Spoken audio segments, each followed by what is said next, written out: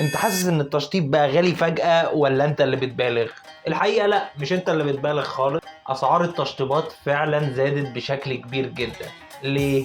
خامات اغلبها مستورد، بتتجاب بالدولار يعني، فالدولار يطلع انا هطلع.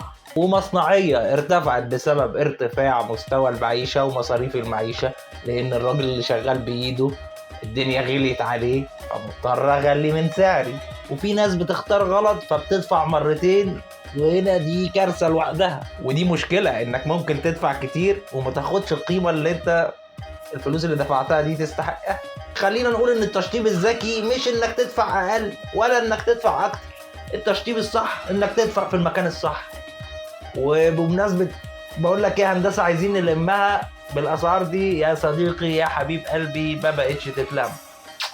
وفر الهندسه، لان الهندسه بياخد نسبه فوق الناس دي كلها، فوفر بقى. ما بقتش تتلم. انا مش هلم.